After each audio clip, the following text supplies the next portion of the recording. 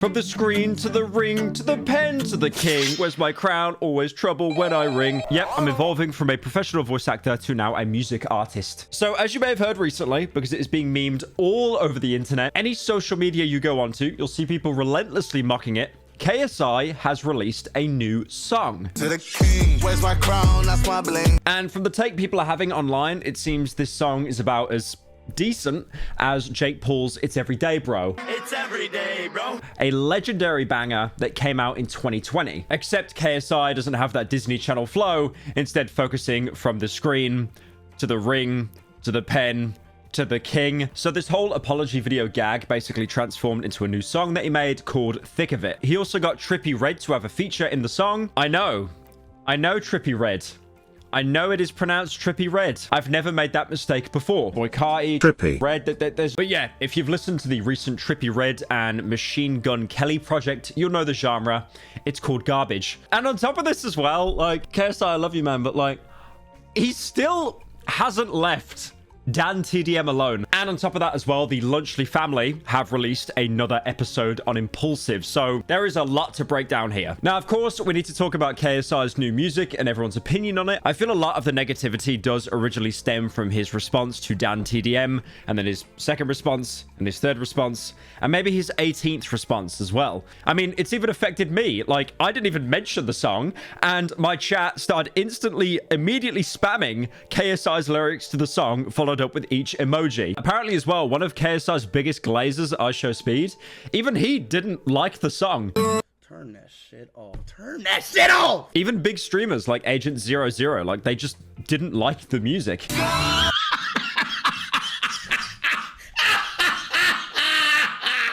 trying to put two and two together, bro, because this shit sucked. Okay, so I'm trying to think of how do you even get to the point where you're shooting a video for some shit that sucks. And of course, who is the biggest KSI renter in the entire planet? Jake Paul. And he responded by stealing a 12-year-old Facebook joke. Thank you, KSI, you hero. My 83-year-old grandpa hasn't been able to walk in years, but when you released this song, he finally stood up and turned this shit off. I like how that has to be like one of the most stolen jokes of all time. And also, don't even get me started on the Nick A30 and KSI quote tweet debacle as well. That entire drama was basically the equivalent of the Battle of Mid. It was Nick A30 quote tweeting KSI saying you think you're the king, because Nick A30, as you know, his entire bit is saying he's the king, also orchestrating people on Fortnite to have these amazing cinematic battles, and then you get banned if you don't play your part. Oh, you think you're the king? I'm the king. Oh, wait! Guys! And then KSI replied by doing a grammar correction. And then Nick replied with a video of himself. Again, like, out of all the beef that's happened, that was the absolute battle of nothing happened. Watching that unfold was like watching an A24 film. So the problem is KSI is in a bit of a kerfuffle right now, because he got into the drama with Lunchley for, like, you know, berating Dan so much when Dan called him out. And now KSI has released music. And also, like I mentioned last video, he made that entire website saying my apology. And then you go onto it and all it does is pre-save his music, Thick of It, onto your device. Now, I can 100% guarantee, without a shadow of a doubt, KSI is sat there thinking that he's some kind of marketing genius. I just do it because I know it pisses people off. Bro, I look on Twitter and I go, oh wow, these people actually care that I'm just saying all these You things said you want about to start that. a real life chant about that.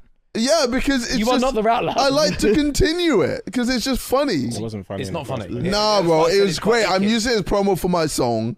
That everyone on the internet is talking about him now, you know, because the way it works, right? Any news is good news. If you have so many people on the internet attacking you, hating on you, that's good. It doesn't sound good, but it is, because that translates into attention, you know, revenue. People are talking about you, and then a couple of those people might even check out the song just to rib on it. I think a lot of e-celebs would agree that it is better to be hated by everyone than no one knowing who you are. You know, KSI's biggest fear, his kryptonite for someone that is so monolithically huge, would be to fall off. And this isn't falling off. It's the complete opposite. He's getting more attention now than he probably has in the past 3 years. I mean, yes, it's people making fun of him, but these are people who never would have even heard that he existed otherwise. So obviously take that information into consideration, because it really goes to show that KSI is purposely still going after Dan because he knows it gets him backlash, and backlash equals retention, equals clicks, equals views. Like how he tweeted at Dan saying, why don't you come over to Sidecast? Let's talk this out like men. He also made fun of Kai Cenat having his own McDonald's collab, releasing his own meal, which apparently is a Big Mac, fries, and a Sprite. That's more fucking bland than the Travis Scott meal. Are you doing a bit? You also might have noticed that KSI's bio on his Twitter says ran by Team KSI because a couple of years ago, he was basically done with Twitter. He didn't want to use it anymore. And then he kind of got bored and then he came back. So instead of Twitter being ran by just his management, it's now run by Team KSI, which includes him and his team. I'm definitely guessing that all these snide jabs made at Dan are not from anyone else but KSI. But like I said earlier, it's really obvious that KSI is feeding into this. You know, it's not like an ego thing anymore. He's realizing that he's getting more people talk about him now than ever before. A good example with me was the August 27th incident. You know, when I booted up Team Fortress 2 and nothing happened. Oh, fuck. That had a lot of internet circles talking, especially ones that didn't know about me or didn't even know that I existed. And that's exactly what KSI is trying to tap into. It's basically the equivalent of rage baiting. It's not as bad as like Neon and all these other like, you know, clip farmers that go around and just, you know, act like complete morons. Can I throw my phone at it or no? No. No? No. Calm down. Stop. You little shit. What's wrong with you? It's a squirrel. Pussy. This is obviously going to be a thing that KSI will do for a bit and then he'll just eventually drop it. I've tried to be devil's advocate. I've tried to look around for anyone defending KSI. The only notable person I can find is Brother Banks. He put out a tweet saying, hate to say it, but the same people who are bitching about Mr. Beast, KSI, and Logan launching a Lunchables competitor are celebrating Kai Cenat's McDonald's collab. Is Brother Banks right? Yes. Yeah, he definitely is. I can't argue with that. The same people that are attacking Lunchly will be buying the Kai Cenat meal 100%. But the reason why people didn't like Lunchly was for a multitude of reasons. Firstly, again, as I've said many times, the biggest collaborator in that project, Mr. Beast, is undergoing serious allegations. And by him doing this collab, he kind of put his head out of the water again. And a lot of people actually realized, wait, this guy hasn't actually responded yet. And I think it's because it was so Twitter focused as well, the promotion for this. When Mr. Beast was uploading on YouTube, people cried, people disliked because he didn't respond. But at the same time, they thought, well, we can't really do much. We're stuck on Twitter. But then when they moved over to Twitter promoting Lunchlies, it's like, okay, now it's fair game. Now we can attack. And I think as well, a lot of the reason why there's so much negativity is, apart from the product itself, more the fact how relentlessly promoted it's being. Like, I thought it was bad with Prime, but as I talked about last video, Logan Paul, hours before his daughter was born, was literally using the birth of his child as a Lunchly shill. And I think Gen Z are the generation that are becoming very aware when they're being advertised to. For example, when you watch a YouTube ad promoting something, chances are you're going to skip straight through it. You don't care. You don't want to consume the product. You'll mindlessly consume content that you forget about after 10, 15 minutes. But God, no, will you never watch an ad. And also, to be fair as well, with Kai Cenat, that's actually a collab. He's not making the food himself. He's not trying to compete with McDonald's. What KSI, Logan, and Mr. Breast are doing is trying to actually compete and take over a pre-existing brand. It's not like Kai Cenat is starting his own McDonald's chain. Obviously, Lunchly isn't the only moneymaker they've got. They have Prime as well, which I assume isn't selling that great compared to when it initially launched. So they're doing a collab with Central C at the minute, and as well at the same time, they were sending bottles of Prime to people in North Carolina that were affected by Hurricane Helene. Now, obviously, because Twitter is Twitter, they got a lot of backlash for sending all that Prime to Hurricane Helene. It's like, why not just send water? Why send your own product like it's free advertising? But to be fair, it's a goodwill thing. It keeps people hydrated. That's one of the things that I feel to attack on is a bit of a low blow. Like, is it going to make them look good? Is it promotion?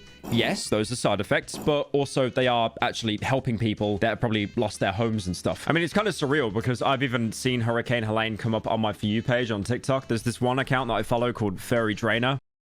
Just stay with me on this. And they were pretty badly affected as well. Like, their entire house was basically flooded because of this hurricane. Like, it did genuinely mess up a lot of people's houses and even made some people basically homeless. So not only is KSI been going absolutely ham on Dan on Twitter, hey, that rhymes, Lamau. But he's also been appearing on some of his own podcasts and also going after Dan there as well. Now, KSI did an episode with his boys on Side Plus that is behind a paywall, but obviously kids recorded it and then leaked it onto TikTok. Now, that sounds really scummy of me, right? Showing you a clip of something behind a paywall, even though other people leaked it online. Well, to be fair, KSI doesn't pay for his Windows or his editing software, so I think we're allowed this one pass. Talking about villain. Oh. Do we want to talk about DanTDM? Yeah. I'm not trying to ridicule DanTDM. Put some respect on his name. This is your beef. Hasn't he got more subs than you? Yeah, he does. He does. It's not all about subs. It's about who's still relevant to this day. He's pretty relevant. But anyway, back off, Dan. I'm pretty sure he did Back off. I'm pretty sure he backed off. That he just made his one tweet and that was. Made this one tweet, and I'm gonna be on his ass forever now. Yeah, bro, you mess with the wrong brother. I definitely need to. Honestly, I think he's said his piece, and you've had a little cry. No, yeah, and I will continue to cry. I'll be crying for years. Now, you can tell the sidemen are a little bit on the fence about it. It's like they don't want to shun what KSI is saying. God, no, we'd stop being paid. But at the same time, you can tell that they're trying to take it with a bit more demeanor. Sidemen, that is a joke, by the way. I do not believe that KSI owns all your money and will cut you off. I know you're all very successful and have your own businesses. I'm just parroting what little Timmy said in the TikTok comment section. And again, you got to keep in mind, Dan has not said a single thing. I've actually tried looking on his socials to see if he said anything. And the only thing he's actually done is if you go on his TikTok, you can see he's like showing off a vinyl collection. I am a massive Bring Me the Horizon fan, and they have just sent me this, the brand new vinyl from the album Posthuman and Next Jet. So yeah, a lot of people are saying that Dan lives rent-free in KSI's mind. Do I believe that? No, I think it's more of like a clever marketing tactic. Clever as in KSI thinks he's a lot smarter than he actually is, in the sense of if he keeps dragging this out, people are going to keep talking about him, therefore he gets more clout. But regardless of his stance, it really does give off the same energy of the gif of the black guy talking to the brick wall. It'll be interesting if Dan ever mentions this later down the line, but honestly, he's got a kid. He's married. I really do think it's beneath him. Like, he just doesn't really want to spend time on that. I mean, it could be like a Trisha Paytas thing, who actually recently hinted towards the whole frenemies fallout. That was on Rainn Wilson's podcast in the past week. Because it is still so fresh, right? Like, it's a few years ago. A lot of it was brought on by me. I would say like 90% of it was definitely brought on by me because I couldn't handle the triggers that I was able to. There was just a situation I was in that triggered me a lot. And I'm putting it all on me and like not on anyone else. Like, it triggered me so much. And I thought I was like strong enough to like handle these triggers, but it didn't work. Now, recently, there was a podcast with Logan Paul, Mr. Breast, and KSI, or as I call them, the Lunchley brothers. Now, this was on Impulsive. That's Logan Paul's podcast, where he has like a lot of celebrities and guests on. It's a very successful podcast. I've talked about Impulsive in the past and all the problems they've had. Like, for example, one of their hosts, George Janko, basically being bullied so much that he left. There are certain... He is clocked out. Yeah, I know. George has been under a tremendous amount of abuse. No, Stop, George. I want you over here with me. George, I want you over here. Chase him down. Go. You find him. George, no, go get him. Go get him. Now, thankfully, in this episode, I do want to say there isn't really any DanTDM renting per se. Probably because they realized, okay, this is like the 7th time today you've brought it up. And also, I feel like this podcast is framed in a very different way because Mr. Beast is on it. Mr. Beast is someone that cannot take shots at anyone because, you know, he is so high up on the food chain. Anyone he takes shots at is technically punching down and therefore makes him look worse, especially again as well with the allegations going on. If anything, really all they talked about for the most part was how they use AI in their work. Are you using AI ever? We use it a lot in our workflow, like when we edit. So we'll have like, 400 cameras running for sometimes days. And so we'll come out of it with thousands of hours of footage and it's just impossible to watch it all. So we'll have AI go through and transcribe it all. And then we could like search like, I want to mention Feastables. Feastables. So that's been good on the editing workflow. I do want to say, by the way, I get it. You're promoting a product, but it's actually so obnoxious how they've obviously hired out this studio set and they've got, okay, let's play like a counting game like Dora the Explorer. How many bottles of Prime are there? How many Lunchleys are there? 1, 2, 3, 4, 5, 6, including the can, 7, 8, 9, 10, 11, 12, 13 bottles of Prime in a statically filmed podcast. How many boxes of Lunchley? 1, 2, 3, 4, 5, 6, 7, 8, 9, 10, 11. 11 Lunchleys in a statically filmed podcast. I get it. You got to get that bag. I understand that 100%. I'd have product placement if I did a podcast, but there's so many, bro. There's so many. Now, keep in mind, though, obviously, this podcast was filmed a couple of weeks beforehand. So this was before the DanTDM fallout.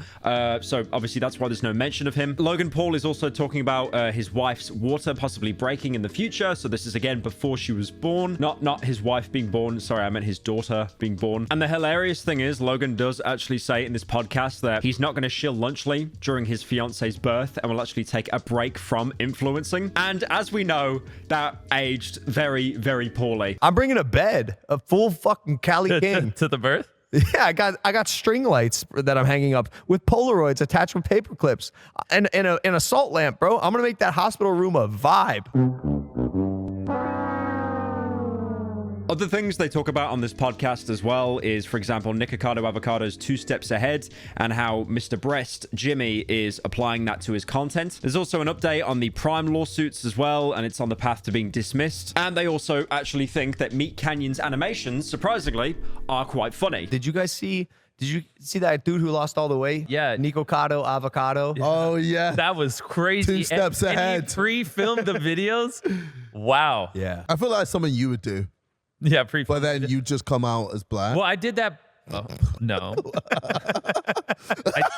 PFAS. So earlier this year, the lawsuit got dismissed. The plaintiff does have a chance to amend it, but she's chosen not to. She's coming back with one like really weak ass claim that's probably also going to get dismissed. Who's the guy who like makes like really crazy cartoons? Is it Meat Canyon? Yeah. Oh my god, bro, he's had a field day with me, bro. Yeah. Same. Wait, JJ, do you have a Meat Canyon? No, I was part of. Okay. We've all been on Meat Canyon. Yes. Drake Pride. But yeah, it's basically the only podcast I've seen recently where KSI is not molded over DanTDM. That could be because it was filmed before he made the tweet, or actually looking into it, there might also have been a PR person that said, you know, no, let's not talk about that. Also, I feel like if KSI was molding about DanTDM, Mr. Beast definitely would not feel comfortable being involved in that conversation. Also, they probably just like cut it before actually filming. In conclusion, I'm really going to be devil's advocate here. I'm going to get a lot of hate for this. KSI won. He won, okay? Because everyone on the internet, including me, everyone's talking about him. I'm scrolling on TikTok, on Instagram Reels.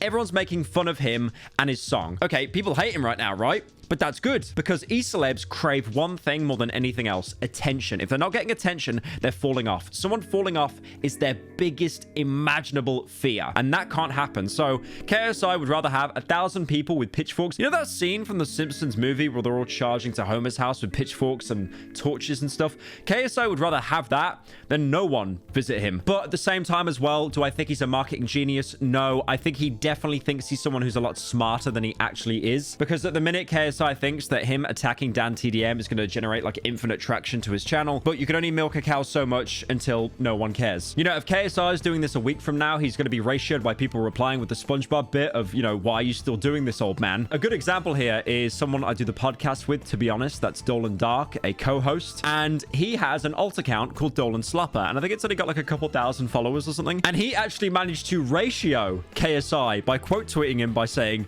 one tweet and I don't know why. If you don't know the bit, the entire bit originally stemmed from one game, and I don't know why, because the PS5 has no games. Now, I was skimming a bit more of the Logan Paul KSI podcast, and there's this one part. It has nothing to do with the drama, by the way. I just thought it was really painful. You have Logan Paul trying to understand what Ohio means. You know the meme that's been dead for literally 2 years? He's only recently discovered what it means. You know they use Ohio as an insult. Yeah. What'd you say? What, Ohio? Is that where they eat the cats? Bro, what do they say? Hold on, no. Stop. Stop. What do they say? Like, you're Ohio? You're so that Ohio? means cringe. Shut the It does. It bro. does. I do want to close out with some videos that I found going around online, though. Apparently, KSI and Mr. Beast are promoting Lunchly by doing like a bungee jump or something, which just ended up in this clip where KSI is just being memed on constantly.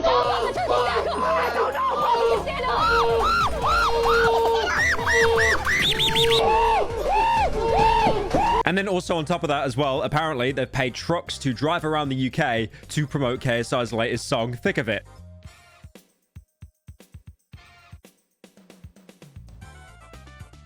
And what better way to finish off the video than KSI's own mates trying to rib him for the song that he made. Oh shit! Let's drink the sauce. Drink the sauce, man. Say something to the story, bro. From the king to the pin. Oh, you scammer. What? Sorry. From the screen to the ring to the pen. Where's my crown? So I thought the situation with KSI would have ended there. It's a little bit later in the day, and he has made a lot more tweets. So first of all, you've got him tweeting about a Jake Paul TikTok saying the hate on my new song is so forced, lol. And the video is Jake Paul when Mike Tyson knocks you out, but KSI's song starts playing and he turns it off and then goes back to being dead. Now, the funny thing is about this, right, which not a lot of people know about, I went on the original TikTok that Jake Paul posted, and KSI actually commented on it saying, kill yourself. I thought this was a bit looking into it, like it wasn't real, like, you know, because you know how many of those TikToks edit like you know, conversations that never happened. Like, for example, Lunchables saying Lunchly is better when the brand account has never actually said anything about Lunchly. But no, if you go on his account, you can see right now that he told Jake Paul to kill himself. I know the popular thing right now is to hate on KSI, but I just love how dry that is. Like, he just did not care. He was just done with it, bro. He's done with it. Kill yourself! And then that tweet I mentioned earlier on in the video, talking about wanting to get DanTDM on his podcast, he then quote tweeted himself saying, "No reply publicly or privately. It's obvious you tweeted just for likes, interactions, and to be seen as a white knight. And before your stupid minions reply or meme me, you started this. I'm just trying to finish it." And then not even an hour later, he followed up with, "These stupid fans leave trash comments on my new song. Think they're getting to me. You're not. It's not funny. It's boring. You're wasting your time." Again, is he actually getting tilted, or is this like a master plan to get more engagement? I don't know, but this is truly one of the situations of all time. But yeah, what's my take on the situation? I don't know. I'm gonna go smoke some fen.